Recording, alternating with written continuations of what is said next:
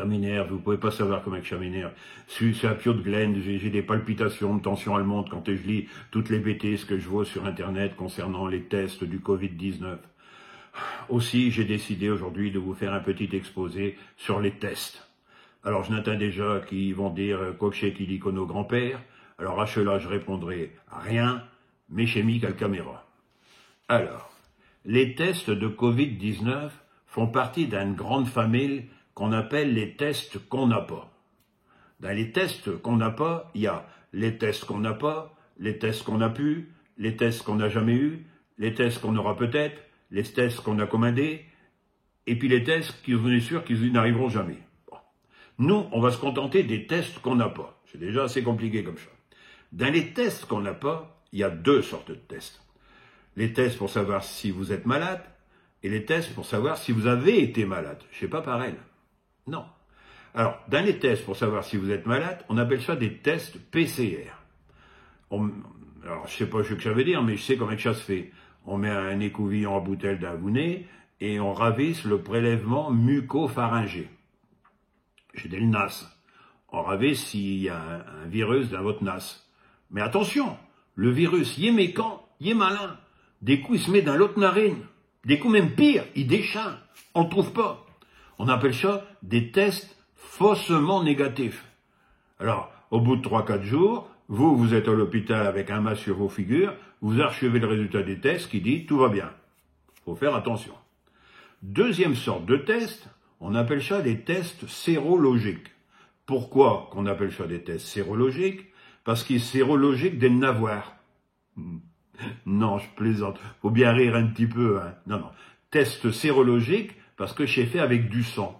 On vous fait un prélèvement de sang, et puis après, on ravise avec un automate. Sauf qu'à ce moment-là, on s'aperçoit qu'on n'a pas d'automate. Donc, on commande des automates en Chine. Et le temps que ça arrive, le sang, il reste dans le frigidaire, puis on atteint. Il y a aussi l'autre solution. C'est de prendre une goutte de sang et de le mettre dans ce qu'on appelle des tests rapides, des TROD. Je ne sais pas non plus ce que ça veut dire, mais on le met sur une petite plaquette, comme ça, on atteint 10 minutes, un quart d'heure, et puis on ravisse le résultat.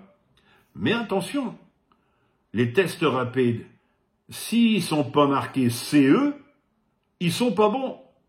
Et ce résultat, il n'est pas interprétable. Donc, on les jette. Bon, voilà. Ah si, vous allez me poser la question, qui c'est qui peut faire des tests? Bon. Alors, pour être dépisté, il faut bien raviser à quelle date qu'on pose la question. Si c'est avant le 11 mai, là vous vous sentez pas bien, vous téléphonez à ce médecin, au mieux, il vient vous voir, au pire, il vous téléphone, il vous pose des questions, et là, il vous fait une ordonnance en disant, il faut faire un test de dépistage qu'on n'a pas. Une boîte de Doliprane, et vous restez à vos maisons. Si c'est après le 11 mai, c'est pas pareil. Là, vous téléphonez à ce médecin, au mieux, il vient vous voir, au pire, il vous téléphone, il vous pose des questions, et là, il vous fait une ordonnance avec des tests de dépistage qui vont arriver peut-être.